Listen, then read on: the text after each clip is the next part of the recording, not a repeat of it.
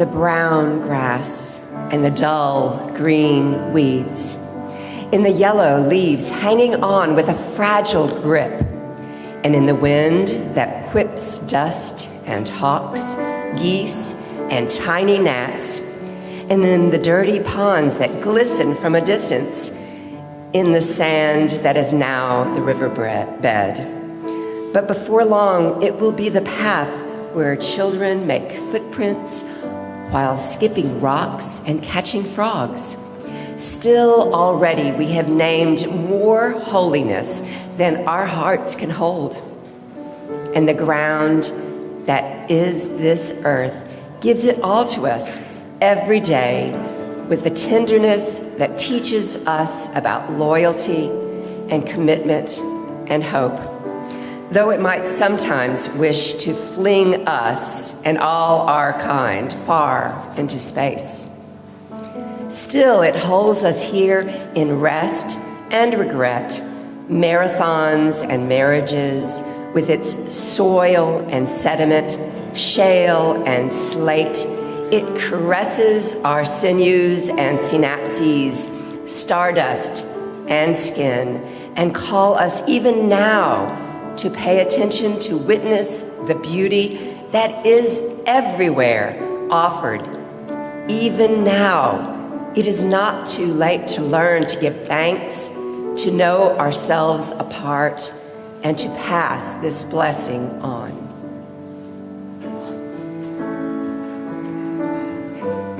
And let's sing. If your body lets you, I invite you to rise.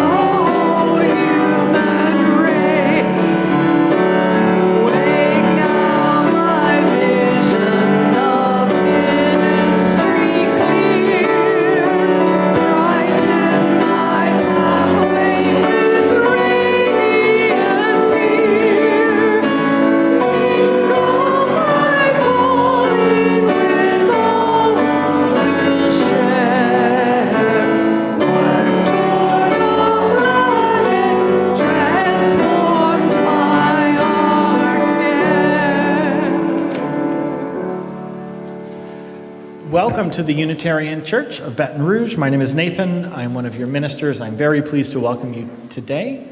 A few things for you to know. First, for those who were really excited to give blood today, we found out that their driver isn't available to drive the bus, so the bus is somewhere else. So I apologize for those who came ready to give. There will be another plan for giving at some point, but we found out this morning there would be no bus. So that's the first thing. Today, during middle hour in room 5, will be the parenting support group for parenting in tumultuous times. In room 6 will be a discussion of this church's and this denomination's history of being a welcoming congregation. And then in room 1 will be the social justice team's monthly meeting. The other thing for you to know is this today at 4 o'clock will be a discussion of this art that a member of Together Baton Rouge, Jennifer Carwile, is bringing. She is not bringing this on behalf of Together Baton Rouge. It is some of her own work. She's calling it The Case to Replace. It's a discussion of the jail, the East Baton Rouge Parish Jail. It is, I think, a vibrant conversation. Those who get the Wednesday email, I talked about it a little then. So that is today at 4. I would encourage as many of you are available to come to that. One last thing. Kathy, do you want help with Halloween now or after 11:30? After 11:30. Okay, then you all just ignore me. All right. That is it. I am glad to welcome you today. Glad to be together in worship.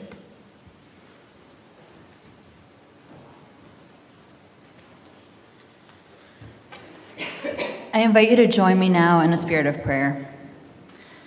Loving God, Spirit of life, mystery in which we live and move and have our being, draw near to us this morning and hear our prayers.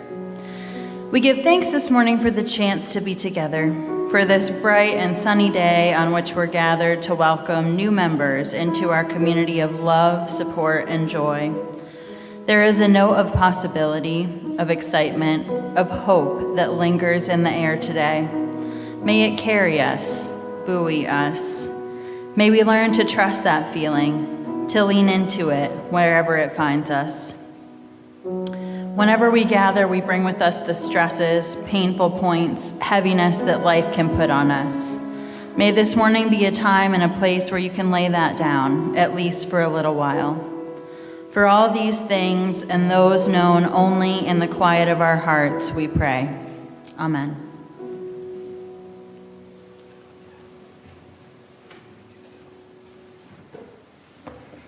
We have a number of cards to announce for today. So first we have Thinking of You for Jim Vanderweel, and also one for the mother of a new member, Ransom, who is recovering after a recent hospitalization. And we have some sad news to report and some happy news. So let me start with the sad. If you would first place a stone for Tata Aida. This is Marie Flowers' daughter, Aida. It's her aunt who she was named after. So the Flowers' family's aunt died recently, and we're thinking of them. Also, and this one may be a shock to some of you, but we're placing a stone for the death of Bliss Higgins. Bliss was a long-time member of this church. About a year and a half ago, she was diagnosed with ALS, and it was a pretty fast decline. Bliss was married to Wade Adams, who grew up in this church. Both Wade and Bliss have, between the two of them, 6 children, so we're going to have a card for Wade and for each of the children. There will be a memorial service at this church at some point, and right now the family is going through, obviously, a lot.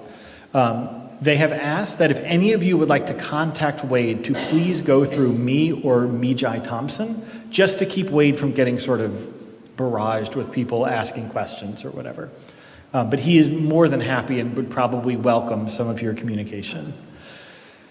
And we have happy news. The birth of a new child, Cooper Hughes, to E. Hughes and Lainey Hughes, was born this week.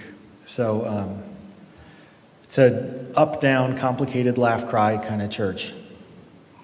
What we have today in this ritual for online is to type right into the chat your stone, and for those in person is to come forward either along the west or the east wall, take a stone, let it represent whatever you're carrying today, and place it in the chalice bowl. We now invite those who wish to come forward as we place stones.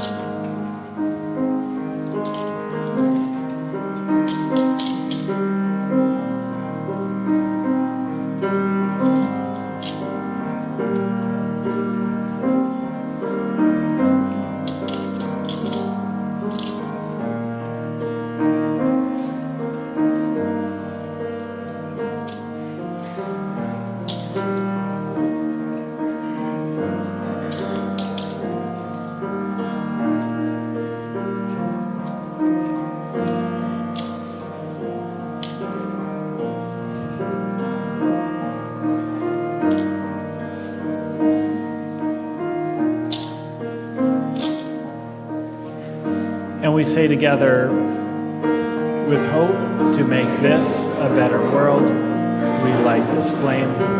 Its light is the symbol of the power of love.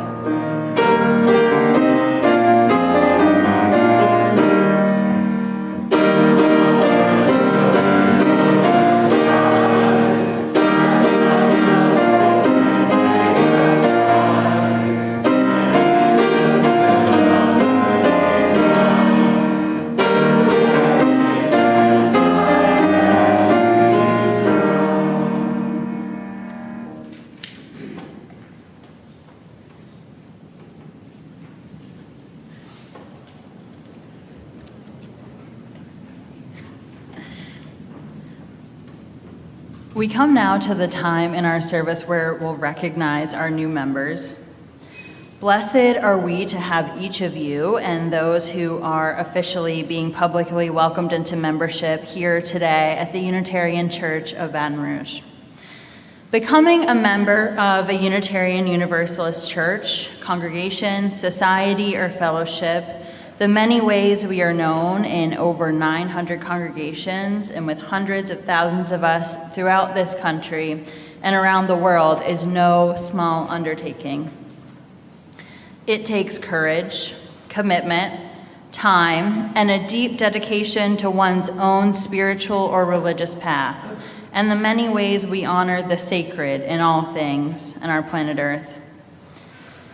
Here at the Unitarian Church of Baton Rouge, many of the members and volunteers who help to make this church function and thrive give so much of their time, talent, money, and energy to help build this church into what it is and is becoming.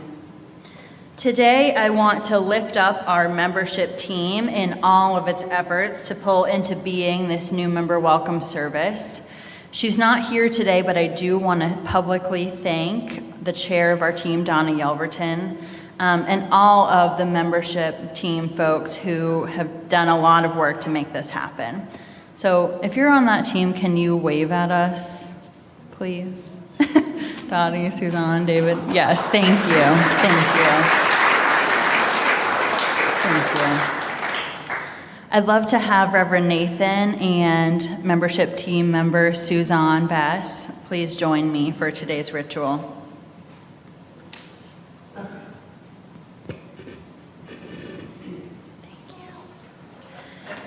Today, you join nearly 75 years of history of Unitarian and Unitarian Universalists who have become members of this church. As such, our forebears and many of you have labored to create this church we now greatly benefit from. And we are called to strengthen this faith community, not just in numbers, but in the depths of our faithful commitment to more of the beloved community. So we have 5 expectations of membership. Now, these are different from the requirements of membership. The only requirement to be a member of this church is you must be at least 14 years of age, you must fill out a card expressing sympathy with the mission of the church, and then you must be welcomed by a majority of the board. So that's the baseline. But the expectations are much broader, and the 5 of them are: first, that you worship with us, that you are a part of our community of meaning making and support. Second, you are generous. Nothing in this church exists without the generosity of our membership, be it financial or through talents. The third is that you remain in covenant with us. This is a promise that you will stay with us, that you will not just up and leave when being together gets difficult or your life becomes complicated. We expect that you will stay engaged even if you are unable, and if you are unable to, that you let us know so that we can be there for you. 4 is that you work to make the world a better place. We can do this in ways both large and small. This can be through advocacy, community organizing, like our work with Together Baton Rouge, handing out meals with church members when we sign up at the Holy Grill. 5th, that you will be open to transformation. This does not mean that we expect that you will be transformed by this church. We have no power over that. Rather, we expect that you are open to the ways that this church and life will transform you, and know that you aren't in it alone. So in a minute, we are going to call the names of our newest members who have been welcomed by the board. So here's what's going to happen. We are going to call all of your names. First of all, do not worry. We have 2 services, so if you do not see someone come up related to their name, it's okay. They're not missing. They just may be at the other service. Also, for the new members, don't wait until you hear your name. You see your name, you know you are one of the people. So just start coming up when we start naming you. It's going to be a little more of a process that way. So here's how it's going to work. You are going to come up and go to membership team member Dottie Kelly. You're going to put your name, sign your name in our membership book. Then you're going to take a stone, and this is a little confusing but theologically important. Do not put the stone in the chalice. Put the stone in the box, because the stones ritual we do every Sunday is open to everybody, not just the members. But without the members, there are no stones to do the ritual. Does that make sense? So you'll take the stone, place it in the box. Then you will come over here where you'll be greeted by a member of the board. I believe we have both our president and our vice president. You didn't know you're doing this. Come on. So you can both get formally welcomed into the church, and then don't leave. Just stay with them, and then we will do the next part of the ceremony, which is a blessing. Okay, so new members, please start coming forward as soon as we start reading your names. And we honor that some of our new members were not able to make it or not able to attend both services. Terry T.J. Johnson. Karen Lewis. Rachel Arnold.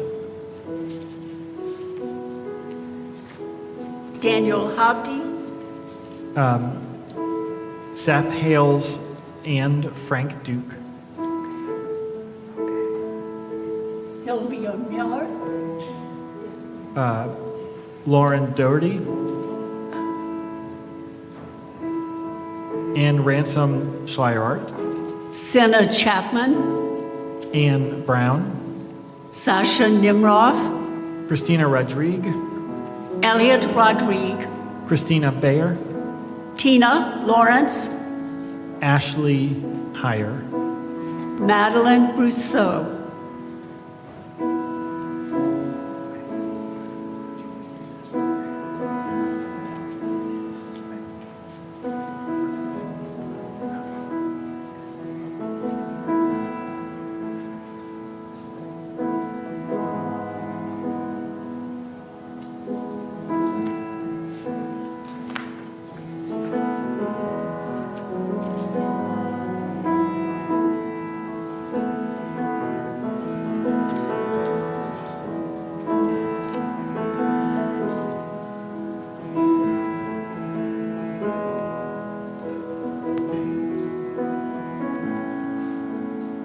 And so now I would like to invite the new members to join me kind of in the center of the congregation.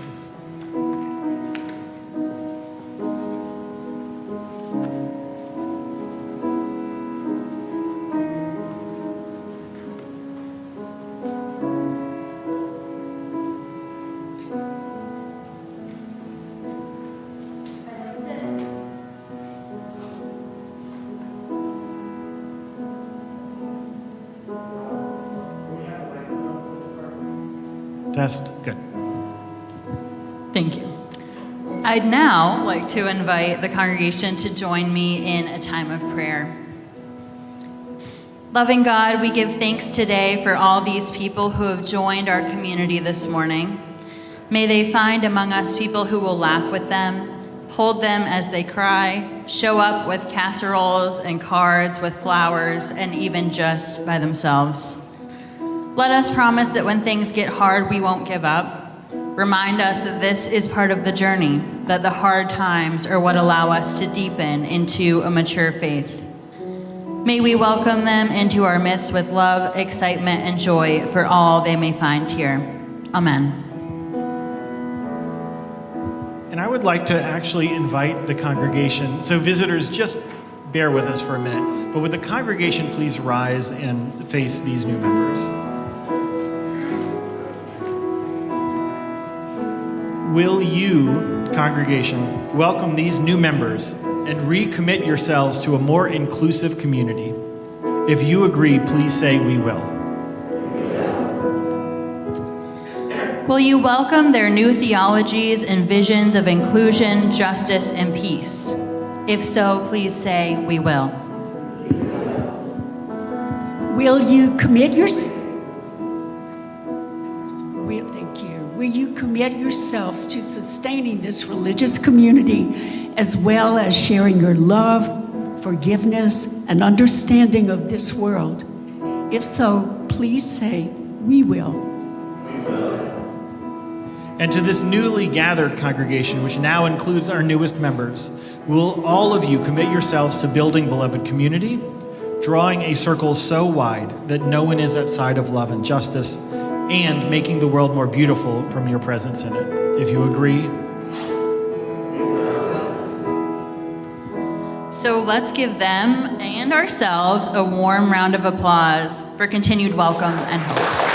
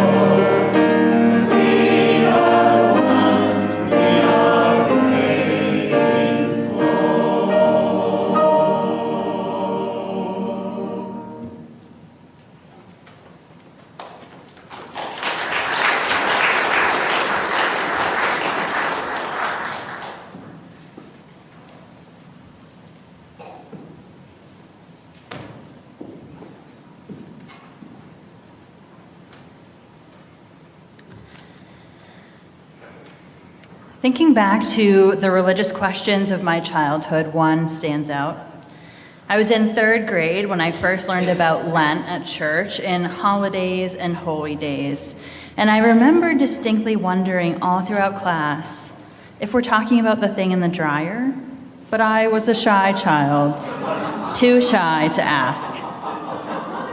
I would soon learn that Lent is a liturgical season where Christians engage in some form of practice for 40 days to draw closer to God. A normal conversation starter in seminary this time of year would be, "What are you doing for Lent?" It didn't take long before I got curious, and finally, in my last year of seminary, I decided to take up writing as a spiritual practice. I even got this book called 40 Days of Praying with Your Pen. And I wanted, I think, to try doing something ritualized and structured, just to see what would happen. Though it wasn't perfect, what I learned is that 40 days of simply paying attention can be revolutionary. Maybe the key is not always the structured practice, but training ourselves to notice the little things we'd usually allow to pass us by. In the time before, during, and after seminary, I've experienced the practice of faith across many traditions. I've been to Shabbat dinners, to Eid celebrations, gotten ashes from a Catholic woman called to the priesthood on Ash Wednesday. I've sat in meditation with the Buddhists, read poetry with the nuns, N-O-N-E-S, maybe conversation for a different Sunday, and preached from the pulpit where Emerson gave his divinity school address. I've learned that faith can be lived in many, many different ways, all beautiful, each one with their own depth and meaning. Each one speaks what I've come to call the language of the heart. When I've arrived in other congregations, I've received warm and generous welcomes, and that's been true here as well. But one thing I've heard complaints about in other congregations, and maybe will here too, is that some folks seem to take offense at my use of the word God in my prayers, and more so in my description of my own life experience. Some were frustrated when I used the Bible as a source. And I've said before, I'm a raised UU.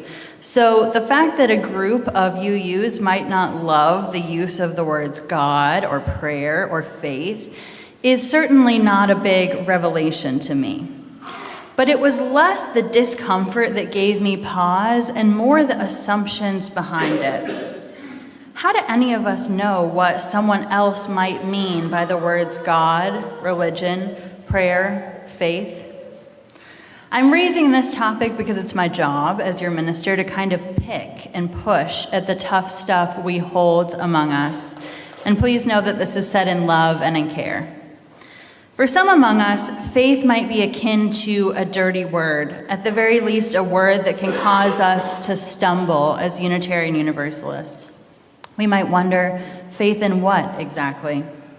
Maybe we think of faith as something we either have or don't have, and if we don't think we have it, we might feel like we're something of a spiritual failure. Or maybe when we hear the word, we think of an unexamined faith, as in unthinking acceptance of a rigid doctrine. It was these words from Frederick Buechner that opened my eyes to a new way of looking at faith. He writes, faith is a verb, not a noun. It's a process, not a possession. The reality is that as Unitarian Universalists, we really are a sort of big theological tent. We each come into this place bringing our past experiences, maybe some with other traditions. Some of us may look back at our childhood teachings on faith lovingly, while others may have felt stifled, lonely, or unloved, unaccepted by the faith in which we were raised.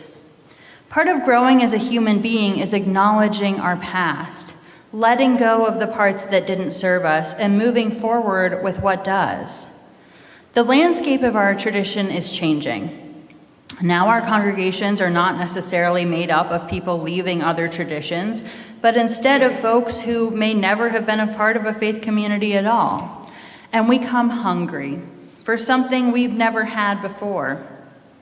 Either way, we've chosen to come together from different places to form our own big tent. But sometimes, within our big tent, we're so afraid of using what we might call religious language that we refuse to talk at all about our journeys to get to where we are today. And we're afraid to wonder about what it might mean to reframe the concept of God, prayer, faith, many other words. As I think we'll see later, when we close ourselves off from that, we are missing out on stories from others that might help us in our own development. We have to try to learn to speak the language of our hearts, to speak honestly with language that works for us, whether or not it works for others. The other reason I think we UUs can get flustered by the concept of faith is that we sometimes assume that faith, by default, refers to faith in God. Depending on your perspective, you might be glad to know that this is actually not really the case. In both Latin and Hebrew, the word for faith is a verb, an action. And the same is true in Pali, the language of the original Buddhist texts. The Pali word, usually translated as faith, confidence, or trust, writes Sharon Salzberg, is sada. Sada literally means to place the heart upon. To have faith is to offer one's heart, or to give over one's heart. And so the question of faith instead becomes, to what or to whom do you offer your heart?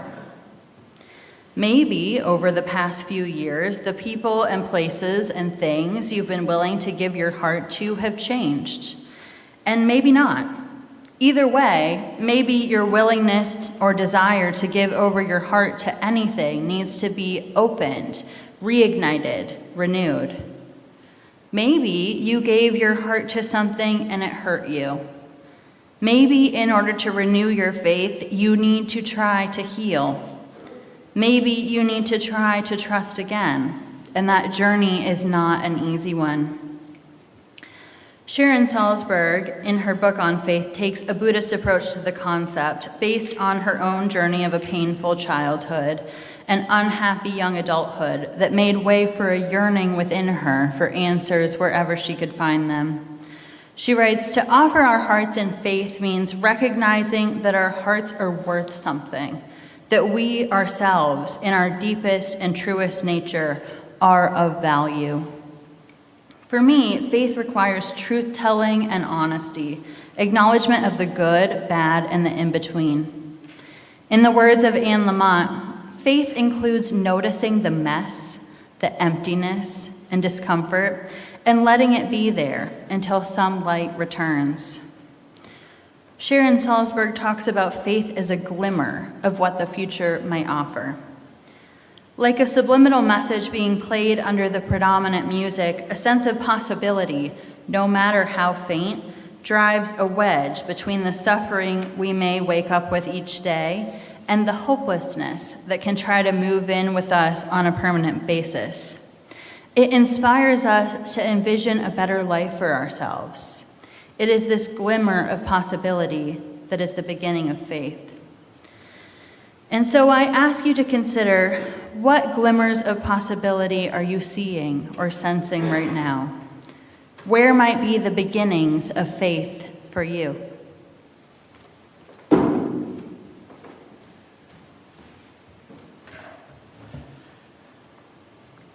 And so now we have the offering. One of the things I do want to say before we get into the offering is online people who aren't local and anyone here who is not part of the parish, just bear with me for a second. East Baton Rouge Parish is going to be in some trouble coming up pretty soon based on the Thrive vote. So I want you to know that Together Baton Rouge has been talking about how we as a people, but this congregation is a part of maybe the 150,000 people Together Baton Rouge represents in this city, how we can have a voice in how to fix the problem. Not just the handful of people who are kind of pulling the strings. So I just want you to know that engagement and discussion is part of what we are doing to hopefully get the library money and to help solve the Baton Rouge's problem. Unrelated to that, this whole month we are sharing the offering with Vote. That's Voice of the Experience. This is an organization that is doing pretty significant advocacy work here in Baton Rouge and the surrounding areas. So I'll ask you to give very generously as this morning's offering is gratefully given and received.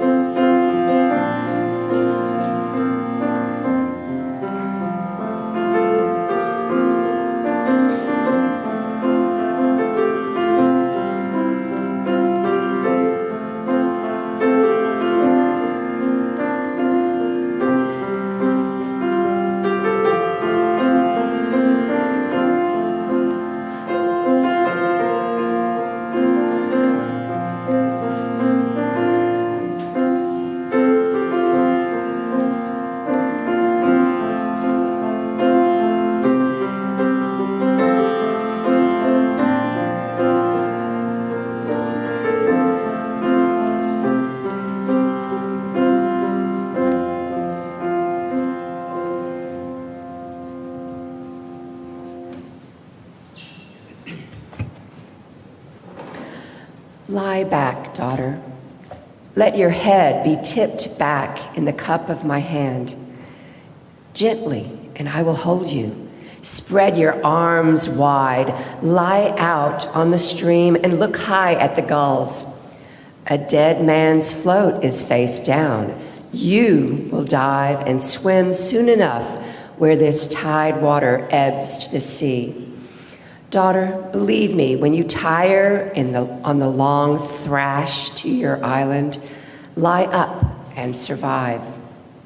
As you float now, where I held you and let go, remember when fear cramps your heart, what I told you. Lie gently and wide to the light year stars. Lie back and the sea will hold you.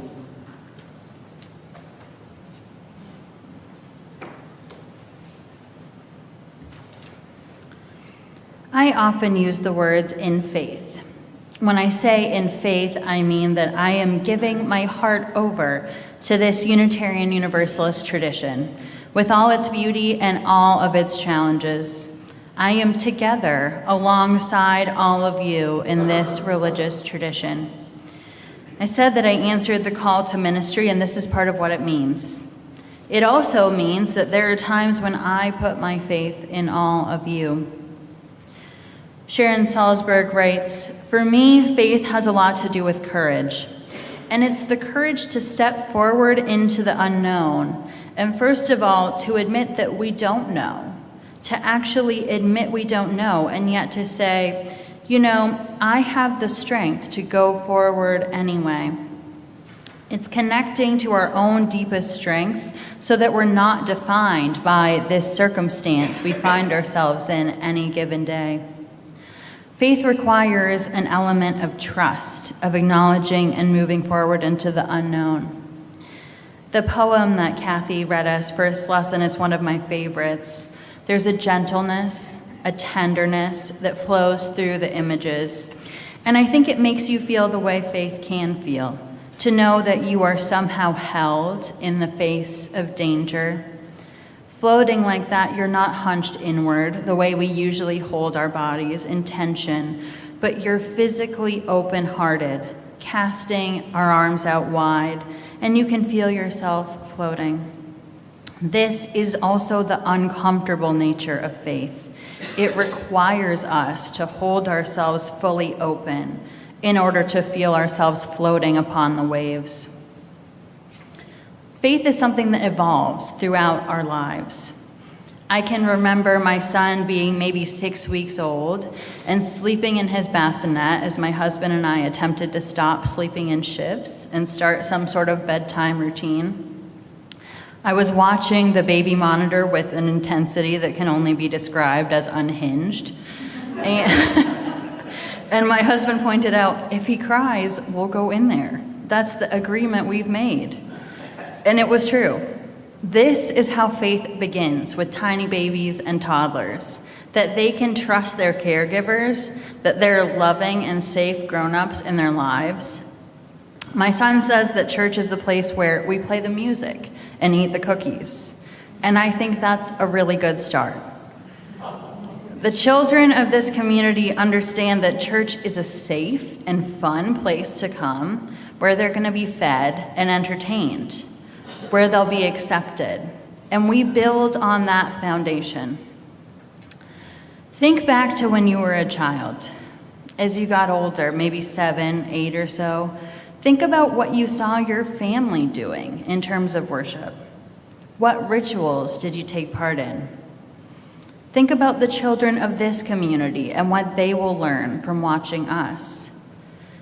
We watch people in church singing the hymns, placing stones in the chalice. Faith isn't a set of ideas, but it's intuitive in the way our children become involved in our rituals. And now go further. Think back to when you were a teenager. What was your spiritual life like then? During this part of our lives, we can start to think abstractly. We see layers of meaning in stories. Rituals and stories from our childhood become one cohesive narrative.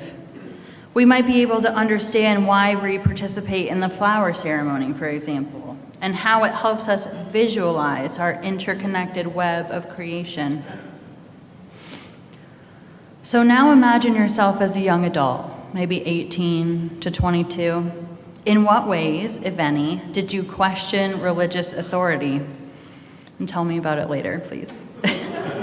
How did your spiritual journey change? Did you leave your childhood faith behind? Did you keep the parts you loved and leave the rest? Were you deepening into life's questions? And now picture yourself in your early 30s, or if you're not there yet, fast forward a little bit. Imagine what that time was like or will be like.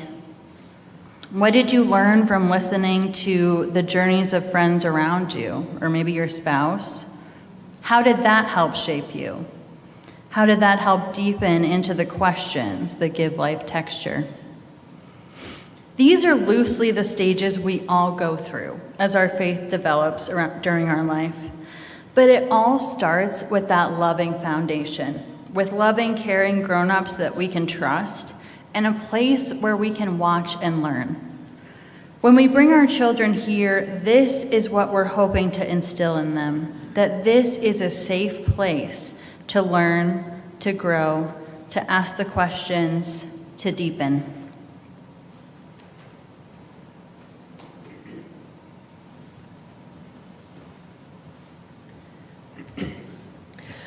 For faith to be alive and to deepen, we need to use our power to inquire, to wonder, to explore our experience, to see what is true for ourselves. This requires us to approach life with an inquisitive, eager, self-confident capacity to probe and question. It requires us to examine where we place our faith and why, to see if it makes us more aware and loving people. To develop a verified faith, we need to open to the messiness, the discord, the ambivalence, and above all, the vital life force of questioning. If we don't, our faith can wither. If we don't, our faith will always remain in the hands of someone else, as something we borrow or abjure, but not as something we can claim as fully our own.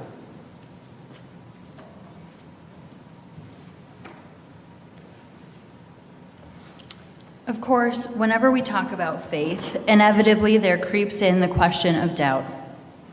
I was talking to a friend a few months ago about his mainline Protestant upbringing, and he recounted to me his confirmation, going through the ceremony despite some serious doubts, feeling maybe a little guilty about that.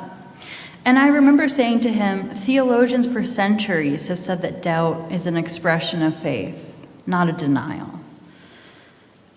We heard from Frederick Buechner earlier, faith is better understood as a verb than a noun.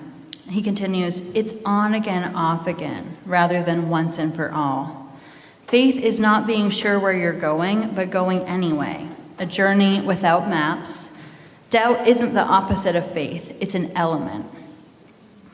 Anne Lamott also shares a similar story about the messiness of her journey toward faith. She writes, my coming to faith did not start with a leap, but rather a series of staggers from what seemed like one safe place to another. Like lily pads, round and green, these places summoned and then helped me up while I grew. Each prepared me for the next leaf on which I would land, and in this way I moved across the swamp of doubt and fear. I found this to be true in many ways. There is an ebb and flow, a push and pull. Things happen in life that test us, that push us toward questions about whether what we say we believe actually holds up to what life hands us. Whether we believe that the arc of the universe really bends toward justice. But I would rather have the depth and texture that comes with those times where we aren't sure what we believe anymore than the unexamined faith. Sharon Salzberg writes, with faith we can draw near to the truth of the present moment, which is dissolving into the unknown even as we meet it. No matter what is happening, wherever we see the inevitability of change, the ordinary or even oppressive facts of our lives can become alive with prospect. We see that a self-image we've been holding doesn't need to define us forever. The next step is not the last step. What life was is not what it is now, and certainly not what might yet be. There's also a Nick Cave song called Into My Arms. It begins, I don't believe in an interventionist God. The song is kind of like a psalm in a way, a prayer sung aloud. I used it in my chaplaincy training on our final meeting day when we had to choose songs to sum up our learning of the course of the unit. And it's true, when using the word God, I certainly don't mean a man in the sky that sits on a cloud and controls everything that happens down here on earth. For one thing, I believe that God is beyond human concepts of gender personification, though that image of the bearded man might be the God that many of us were taught to believe in. I use the word God to describe something almost beyond what I can say in words. The feeling that I get with the sunshine on my shoulders, listening to the birds sing to one another, feeling, most importantly, like I'm part of the larger collective heartbeat of the world. Part of this is that I'm always looking to go a little deeper, to find the sacred in each ordinary day, but that's not necessarily true of everyone. My husband and I were talking the other day about mountains, about some of his experiences hiking in Colorado. He said it looks like someone just took their hands and carved out the mountains. I might call that view an experience of God, but his way is much more poetic. This understanding of one another is how we start to speak the language of the heart. And by that I mean that we all have different ways of acknowledging an experience that takes our breath away. And whether we call it God or the universe or something else doesn't really matter. But what does matter is that you're okay with the language used by your neighbor, even if it's not your own. The other factor in all of this, of course, is our surroundings. We live in the South, where our neighbors dominate the conversation around faith, where the term liberal religion can seem to many like an oxymoron. There are so many ways in which this is frustrating and can be alienating. The influence of the religious right here is felt in so many ways, and especially now, evangelical Christianity has become synonymous with Christian nationalism. We've seen just how dangerous this message is to our society, and we've watched this kind of ideology, the way it's been in opposition to the true teachings of Jesus. I've never been more tempted to actually ask someone, what do you think Jesus would do? So with all of this baggage, that wasn't supposed to be a joke, I was being serious. So with all of this baggage, it's completely understandable that we might try to run and hide from words like God, faith, prayer, worship, call, maybe others I'm forgetting. But if we do this, I think we let these folks control the narrative. We don't make room for liberal religion to have a voice at all in regards to faith, hope, love, justice. Christian nationalists, evangelicals, Christians even, do not have a monopoly on the teachings of Jesus or the idea of a faith that can set us free from oppression. We, in some ways, more than anyone, should have a voice in this conversation, as we're descended from the original questioners, the original believers in universal salvation. I've heard again and again over the past few months about how you as a congregation have transformed from a place of refuge for other like-minded people to a beacon, a place for a theology of liberation and for justice to thrive, a place that draws others in, that offers an answer to the often repeated question, what can we do? This is how we change hearts, how we inspire people, how we lead in love. This is what it means to have faith, to give our hearts to a world we hope to create.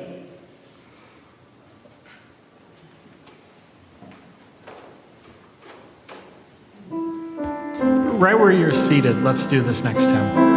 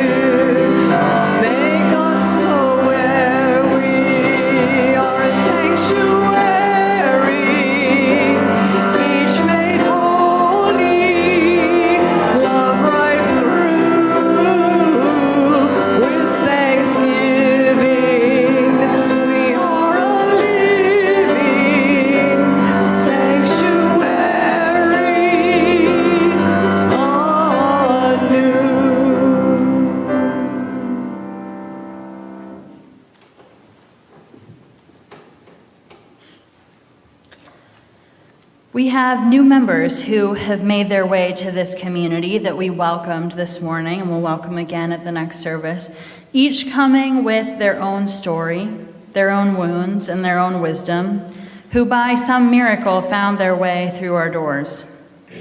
Each one of them will add something different and special to our community, and each of them will have their own understandings of faith, what they will set their hearts upon, how they will pray, meditate, simply be within our church. This concept of claiming the language that has often been seen as belonging to others is certainly not new. In fact, Reverend Bill Sinkford, former president of the UUA, preached on this when I was in, I believe, the 5th grade. But it takes on new meaning within the context of a congregation that is still learning how to be with each other, that is learning how to welcome its children and families in our worship services, that is learning how to continue to connect with one another after a long period of distancing and disconnection, that is learning what it means to be a beacon of hope in a world where that can be hard to find. There is hope here on our collective horizon, and I guess the question becomes, are we open to it? Are we open to it when people use language that makes us cringe? Are we open to it when babies, possibly mine, cry? Are we open to it when our elders grumble? Are we willing to endure all of this to become the church that we really want to be? I see the glimmers that Salzburg talks about, the moments of possibility that she calls the beginning of faith, those moments that work themselves in between all of the minutiae of day-to-day life. I see the glimmers here in this room together, and I hope you see them too. May it be so. Amen.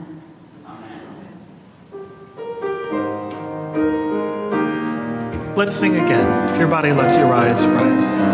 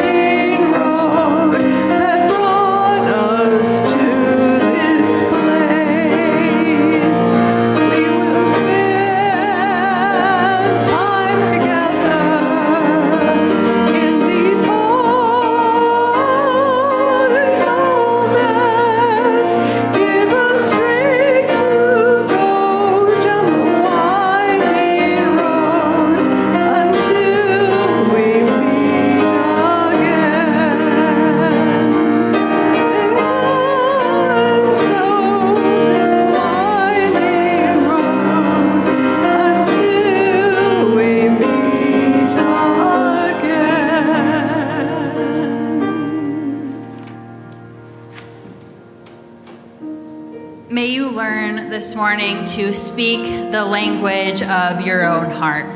Let us go in peace.